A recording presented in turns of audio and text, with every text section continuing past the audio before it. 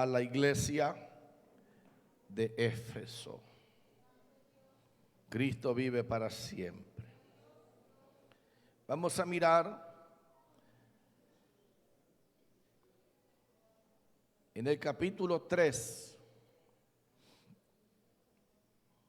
y vamos a mirar el verso 9, aunque estaremos trabajando en los 3 capítulos. Efesios capítulo 3, verso 9.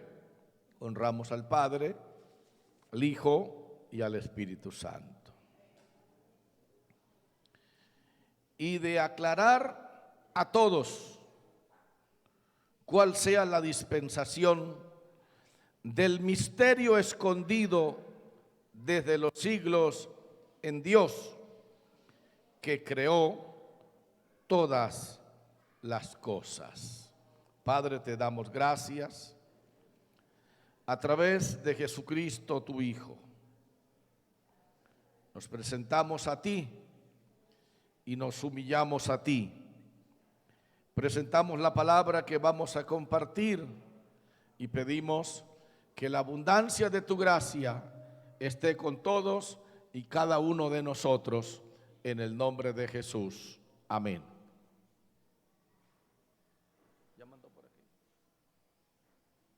Pueden sentarse, hermanos. Vamos a predicar ahora sobre el tema mi lugar en Cristo. Todos nosotros sabemos, y los que no lo sabemos, lo vamos a saber, que el Señor Jesucristo es el fundador de la iglesia. Jesucristo vive para siempre. Y sobre esa iglesia, el Señor dijo que las puertas del infierno no prevalecerían contra ella. Pero Jesús también nos enseña a nosotros que esa iglesia está fundada sobre Él. ¿Sobre quién? Sobre Él. Sobre el fundamento que es Cristo. Y Él dice, y los apóstoles. O sea, que la iglesia está fundada, valga la redundancia, sobre el fundamento que es Cristo y los apóstoles. O sea que a los apóstoles también debemos de prestarles muchísima ¿qué? Atención. Pero no a los apóstoles de hoy, del siglo XXI, de esos que están proclamando apóstol, que ya no quieren que los llamen pastor, porque pastor habla de ser el más pequeño, el más joven. Pastor habla de ser el soportador, el aguantador, el llevador de cargas, el que ora, el que ayuna, el que soporta a todos, el que tiene una orientación para todos, el que va al paso del ganado, el que no tiene afán por llegar, el que va delante del pueblo, atrás del pueblo, que se mueve, que entra, que sale, que trabaja conforme el pueblo vaya avanzando. No quieren eso. Quieren es el de apóstol. ¿Por qué el de apóstol? Porque ellos quieren irse colocando en el mismo lugar de Jesucristo. Y quieren hacerle creer a la gente que esa congregación de 5,000 o de 10,000, el fundamento son ellos, que son los importantes, que son los apóstoles, que son los instrumentos de la última hora. Y hay un montón de seguidores de ellos, del apóstol. Pero no son seguidores del verdadero apóstol que murió en la cruz en el Monte Calvario. Entonces allí es donde la palabra del Señor nos quiere alertar. Pero cuando la Biblia dice que Cristo es el fundamento y los apóstoles, nos está también diciendo a nosotros que Él hizo su parte, que fue la de reconciliar al hombre con Dios, el de abrir la puerta que conduce de la tierra al cielo, se llama Jesucristo. Pero que a los apóstoles el Señor los utilizó para revelarles la doctrina para la iglesia. Allí es donde los apóstoles juegan un papel muy importante. Que los apóstoles serían los instrumentos a través de los cuales el Señor Jesucristo revelaría la doctrina de la iglesia. Entonces Pablo fue una de esas personas. Por eso algunos han dicho que cuando Pedro se levanta en el aposento alto y le habla a la congregación y nombran a uno de ellos para que fuera apóstol en lugar de Judas, la mayoría, como yo, pensamos que fue una ligereza de Pedro. Yo por lo menos pienso que fue una ligereza de Pedro. Porque si usted mira al apóstol que Pedro ungió en reemplazo de Judas, no hizo nada. Usted no lo encuentra que vuelve a aparecer en la Biblia haciendo nada. Entonces Dios nunca nombra a alguien para que no haga nada. Si Dios nombra a alguien es para que haga algo. Pero cuando Dios levanta a Pablo, entonces se formó un problemonón para que la iglesia de Jerusalén lo aceptara como apóstol. Pero después de que Pablo demostró que tenía el ministerio del apostolado, entonces los apóstoles lo aceptaron. Y dicen que tanto Pedro como Santiago le dieron la diestra en señal de compañerismo. O sea que Pablo fue aceptado como apóstol dentro de los apóstoles. Entonces fue a este Pablo a quien Dios le reveló casi todas las doctrinas de la iglesia. Entre todos, Pablo fue el más grande, aunque él dice que es el más pequeño. Cuando la iglesia se establece en Éfeso, el apóstol Pablo les envía esta carta. Esta carta para el mundo cristiano es conocido como un tratado teológico. Vive Jesús para siempre. Y donde se trata el asunto de un misterio, que Pablo habla en esta carta de un misterio.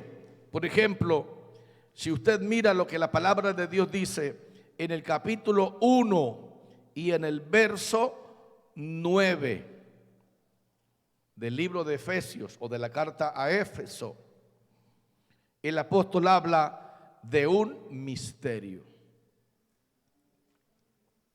¿De qué habla? De un misterio. Dándonos a conocer el misterio de su voluntad. Si ve que Pablo le habla a Éfeso de un ¿qué?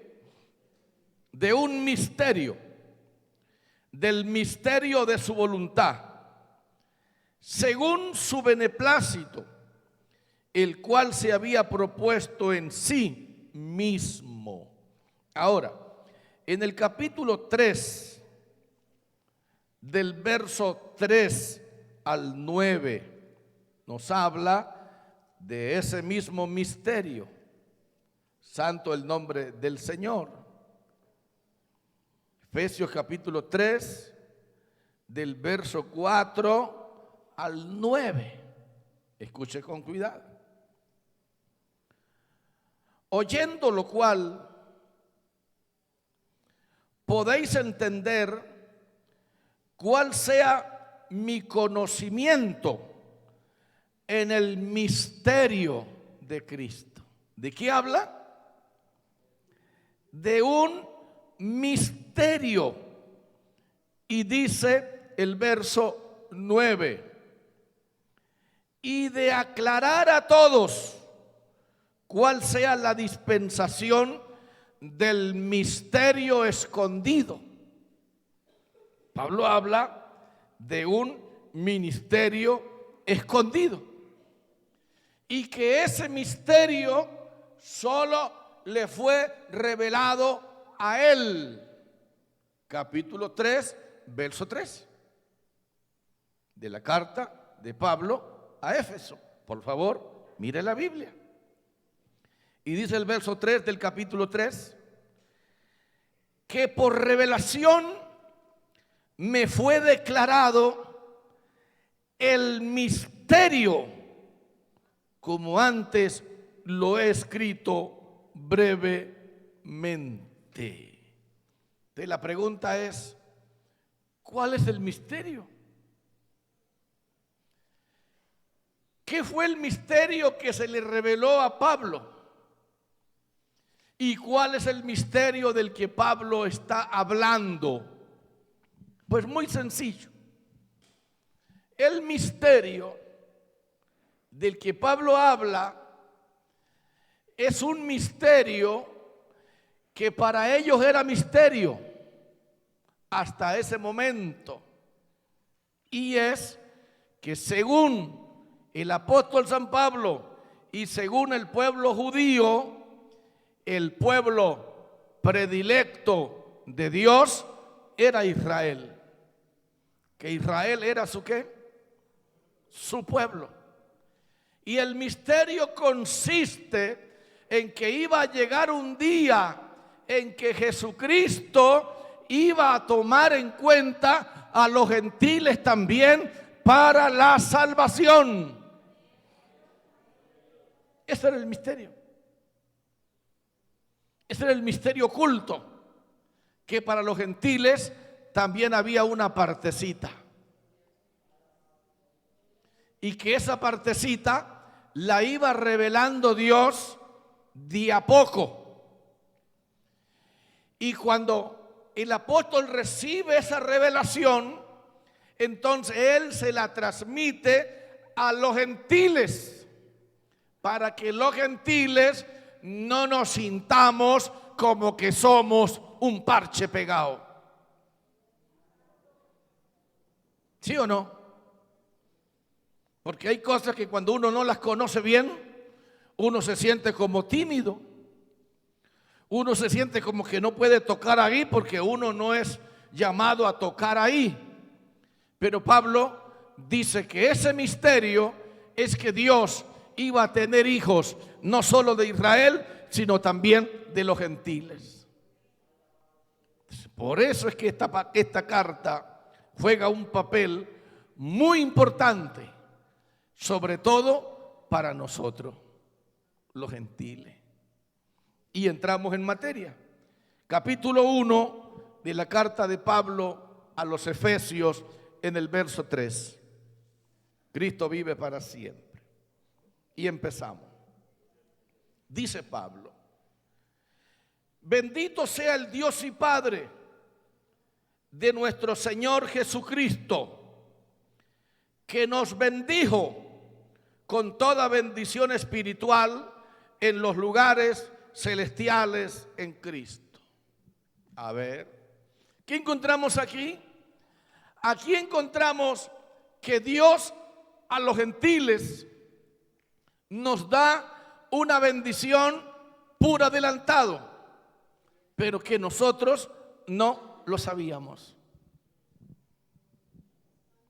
Eso es como que si Dios dijera: cuando usted, Sandra Cortés, cumpla 50 años, le tengo este regalo.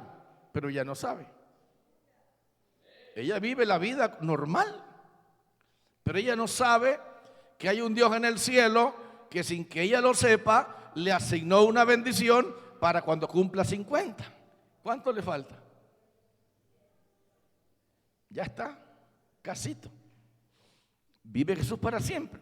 Volvamos al texto, por favor. Bendito sea el Dios y Padre de nuestro Señor Jesucristo, oiga la palabra, que nos bendijo con toda bendición espiritual en los lugares celestiales en Cristo. O sea que todos nosotros tenemos una ¿qué? Una bendición. No una bendición que Dios nos va a dar, una bendición que ya nos la dio. ¿En quién? En Cristo. Marque ese texto, porque ese texto es el lugar donde usted está parado. En el lugar donde está parada la iglesia no es tierra movediza. El lugar donde está la iglesia no depende si mañana hace calor, o si de mañana hace frío, o si de mañana no llueve. Puede hacer calor mañana, puede hacer frío mañana y puede llover mañana. La bendición de la iglesia es de la iglesia. Qué tremendo, ¿cierto? La bendición de la iglesia es de la iglesia. Pero ¿por qué Dios nos la dio antes, sin que usted y yo existiéramos? Es un misterio. Lea el verso 4. Esto es impresionante. Esto es sencillamente asombroso. Esto sencillamente es algo que uno no lo comprende. Pero ¿qué importa que uno no comprenda la gloria de Dios? ¿Qué importa que uno no comprenda el mover de Dios? ¿Qué importa que uno no comprenda a Dios? No necesitamos comprender a Dios. No necesitamos comprender todas las cosas. Lo que necesitamos saber es lo que sí somos ahora en Cristo. Por favor, lea el 4. Esto es para que usted y yo, hermanos, nos sintamos volando. Digamos, wow, ¿qué pasó aquí? ¿Por qué yo? ¿Qué pasó aquí? ¿Por qué a mí? ¿Qué pasó aquí? Mire lo que dice. Según nos escogió en Él antes de la fundación del mundo. Esto es impresionante. Jesucristo nos escogió a nosotros antes de la fundación del mundo. A ver, queme una neurona, por favor, ahí. ¿Cómo así?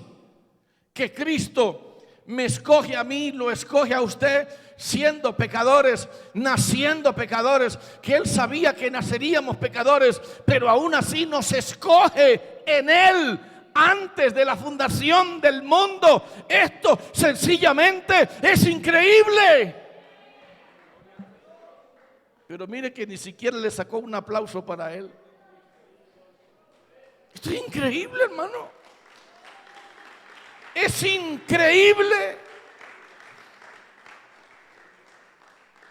La pregunta, ¿y cómo sé yo que me escogió a mí? Sencillo. Te puso el querer, te puso el hacer por su buena voluntad y te arrepentiste de tus pecados. Le aceptaste como su Salvador y se produjo un milagro por dentro de tu vida que te hace tener los mismos ojos, mirar diferente, la misma lengua, hablar diferente, la misma cabeza, pensar diferente, el mismo cuerpo, vestir diferente. ¡Aleluya!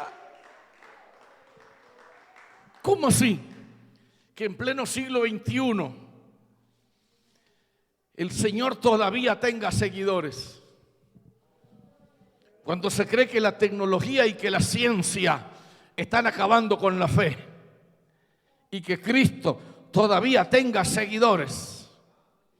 ¿Eso a qué se debe? Eso se debe a que Él escogió un pueblo desde antes de crear al mundo.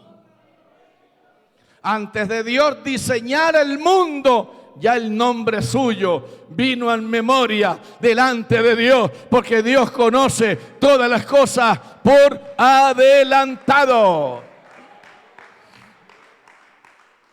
El Señor sabía que iba a escoger a 12 apóstoles, sabía que uno lo iba a traicionar y sabía que uno lo iba a negar. Él sabía que el que lo negaba se arrepentiría y el que lo traicionaría se quitaría la vida. Eso lo sabía el Señor, porque Él sabe todas las cosas. Ahora Él nos está diciendo a nosotros que Él nos escogió en Cristo antes de la fundación del mundo.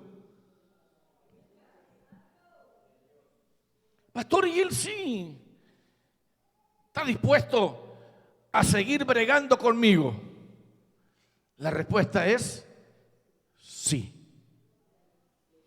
Pastor, ¿y yo que parezco un loquito, que unas veces sí, otras veces no? Sí. Pastor, yo que soy así que una semana estoy volando y danzando y otra semana por allá pecando. Sí, sí. Pero tienes que aterrizar rápido. Tienes que asentar cabeza rápido. Porque Pedro sí se convirtió como un loquito. Pedro sí metió la pata, pero Pedro se aterrizó. Pedro aterrizó. Pedro aterrizó. Pedro dejó de ser loquito.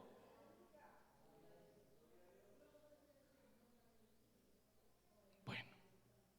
Ahora, nos escogió en Cristo antes de la fundación del mundo. ¿Para qué? ¿Para qué? Es la pregunta. ¿Para qué me escogió a mí? ¿Para qué lo escogió a usted? Lea el verso 4, la parte final. ¿Para qué nos escogió? Para que fuésemos santos y sin mancha delante de Él. ¿Para qué nos escogió? Por eso es que la santificación se va dando todos los días. Por eso es que hoy debemos ser mejores que ayer, no mejores que otro. Todos somos igualitos. Si vamos a ser mejores, seamos mejores que ayer, pero no nos creamos mejores que nadie. Personalmente, he pastoreado por muchos años y no sé cuántos más en adelante pueda hacerlo, pero he visto personas que han dado muchísimos problemas, verlos terminar arriba, en gloria, en bendición, en progreso, en abundancia. Y he visto a otros que empezaron arriba en gloria, en bendición, en abundancia, terminar suicidándose. Y yo no entiendo, hermano, cómo un muchacho a quien Dios le revela tantas cosas, le muestra el infierno, le muestra ángeles peleando por él, les muestra las huestes celestiales que gobiernan el cielo. ¿Y por qué tu corazón está tan endurecido? Eso yo no lo entiendo, no lo comprendo. Personas a las cuales Dios está encima mostrándoles todo y se muestran tan duros porque no le entregan el corazón al Señor. A su nombre la gloria. Entonces, ¿para qué Dios nos escoge? Para que fuésemos ¿qué? Santos y sin mancha. ¿Delante de quién? De Él. En amor. Y aquí viene una palabra que asombra al mundo. Habiéndonos predestinado para ser adoptados hijos suyos por medio de Jesucristo, según el puro afecto de su voluntad. Ese texto es sencillamente asombroso.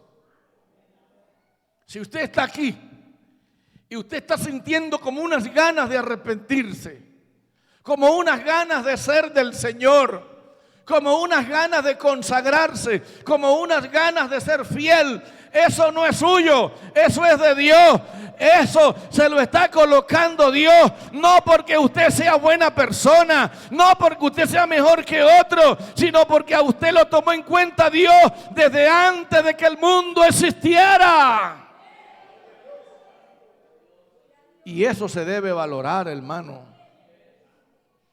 Porque no todo el mundo tiene el sentir de querer cambiar. No todo el mundo tiene el sentir de querer servir a Dios, de querer amar a Dios, de querer vivir para Dios. No todo el mundo siente eso. El que sienta eso es porque Dios se lo puso. ¿Y por qué Dios se lo pone? Porque usted fue predestinado, usted fue escogido, usted fue visto por Dios antes de que el mundo fuera creado. Eso es asombroso, hermano. Eso no lo entiende uno. Por eso Pablo lo llama un misterio. Y el pueblo de Israel pensaba que era solo con ellos. Y Pablo decía, no, eso no es solo con ellos, para los gentiles también, para los gentiles también. Pero los gentiles tampoco sabíamos eso, los gentiles tampoco conocíamos eso. Era un misterio también para nosotros. Por eso Pablo dice que ese misterio se le reveló a él. Miren la importancia de uno leer la palabra. Si usted lee la palabra, se consagra. Si usted no lee la palabra, se endurece. A leer la palabra, a comernos la palabra, a saber lo que somos en Cristo. Porque a veces pensamos que en Cristo somos cualquier cosa. En Cristo no somos cualquier cosa. Y dice, habiéndonos predestinado para ser adoptados hijos suyos por medio de Jesucristo, según el puro afecto de su voluntad, para alabanza de la gloria de su gracia, con la cual nos hizo aceptos en el amado. Nosotros, hermanos, estamos llamados a vivir una vida de gratitud. Mira, hermano, todo lo material que usted y yo tenemos, aquí se queda. Eso no sirve de nada. Sirve para dejarle algo a los hijos, sirve para dejarle algo a la familia, pero eso no sirve de nada. Porque usted se muere, yo me muero, y usted no sabe si con lo que dejamos hagan pan y pedazo. Vivan, como dijo por ahí una señora, sabroso. Alabado el nombre del Señor. Pero para los efectos de Dios no sirve de nada. Lo que sirve es ese temor de Dios que está en su corazón. Lo que sirve es esa presencia de Dios que está en su vida. Lo que sirve es ese respeto a Dios, ese deseo de consagrarse, ese deseo de buscar a Dios. Eso sí sirve, señores. Eso sí vale la pena, señores. A su nombre sea la gloria. Ahora bien, si ya sabemos el lugar, si ya tenemos el lugar en Cristo, entonces sabemos que somos personas que fuimos programados por Dios antes de que el mundo existiera. Santo es su nombre para siempre. El Señor nos agarró y nos incluyó. El Señor nos agarró y nos tomó en cuenta y nos puso en un lugar extraordinario, sencillamente asombroso. Santo el nombre del Señor.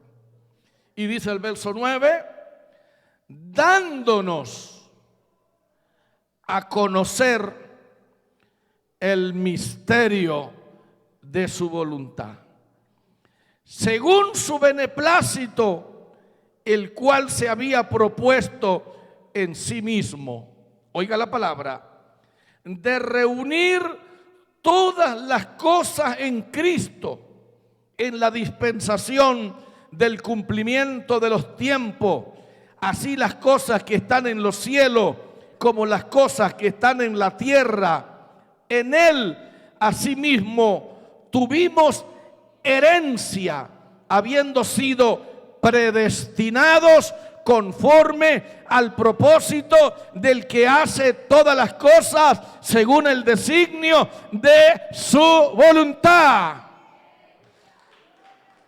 Y nos vuelve a repetir a nosotros, a fin de que seamos para alabanza de su gloria, nosotros los que primeramente esperábamos en Cristo, al pueblo de Israel. Pero luego dice, en Él también los gentiles, en Él también vosotros, habiendo oído la palabra de verdad, el evangelio de vuestra salvación, y habiendo creído en Él, fuiste sellados con el Espíritu Santo de la promesa.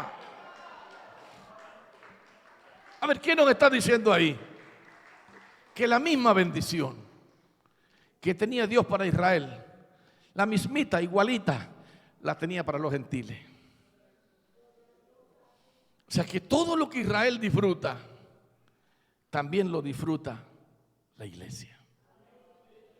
Todo lo que Dios tenía para Israel, también lo tiene para nosotros. Excepto una cosa. Que Israel va a recibir una herencia aquí en la tierra. Y nosotros no. Nuestra herencia es Cristo. Cuando usted lee Apocalipsis, dice que donde va el Cordero, va la iglesia. Ese es nuestro privilegio.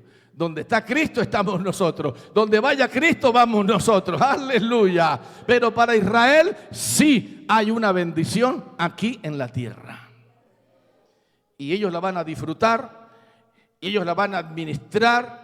Ellos ya tomaron posesión en el Medio Oriente de nuevo, en lo que les pertenece, en lo que fue asignado, en lo que es de ellos. Nadie se los va a quitar. Los enemigos van a ir cayendo uno por uno, nación por nación, van a ir cayendo. Aleluya, todo lo que se le ha levantado contra esa piedra pesada los va a ir aplastando. Israel va a ir tomando posesión del mundo entero.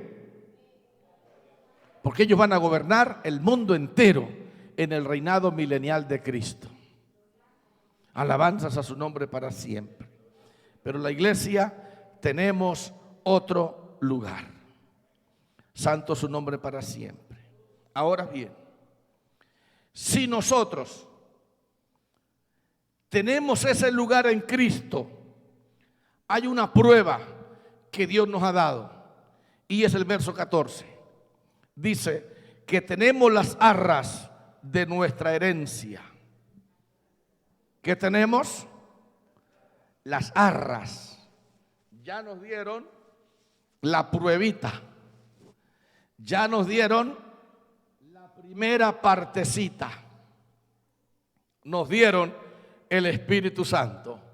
¿Cuántos tenemos el Espíritu Santo?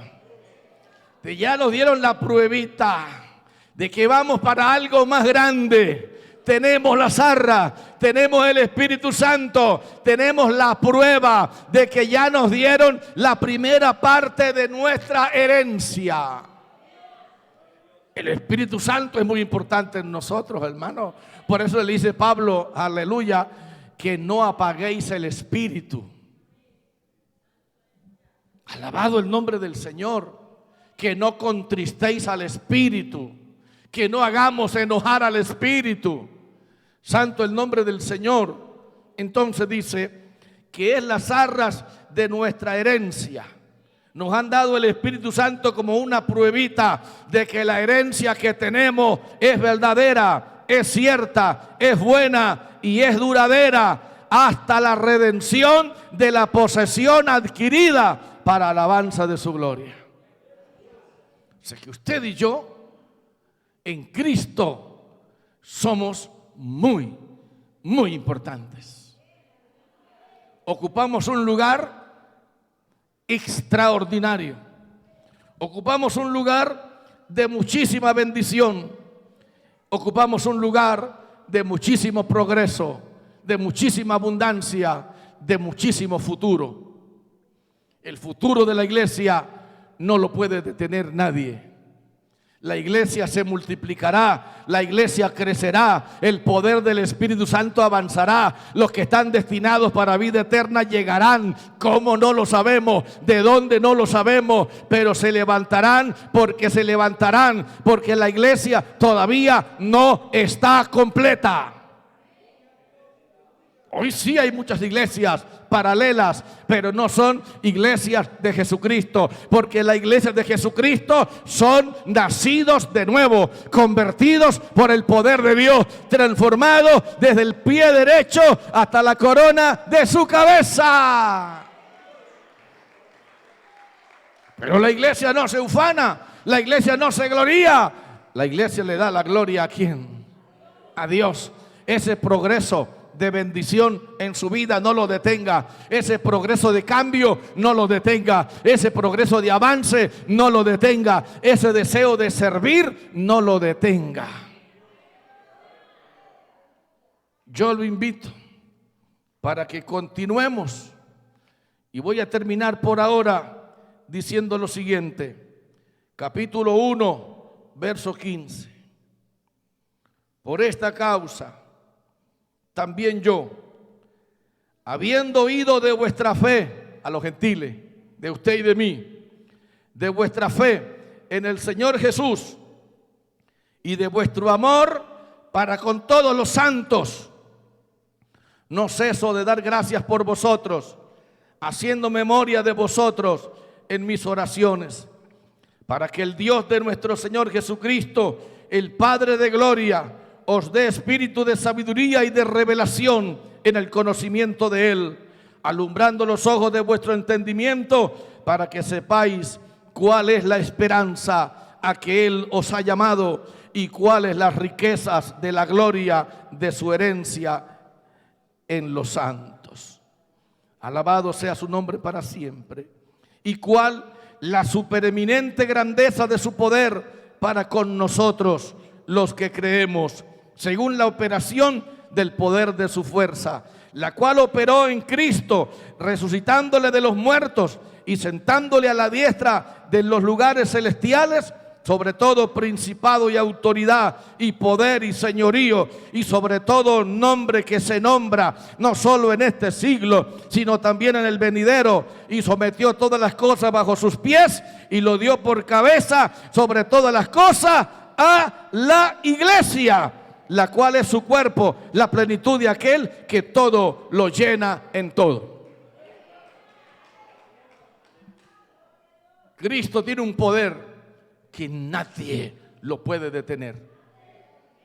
Cristo es tan grande, tan poderoso, que no hay principado, que no hay potestad, que no hay gobernador, que no se someta a Él. Y ese Cristo es la cabeza y nosotros somos su cuerpo. Por eso, amados hermanos, si nos vamos a gloriar, gloriémonos en Cristo.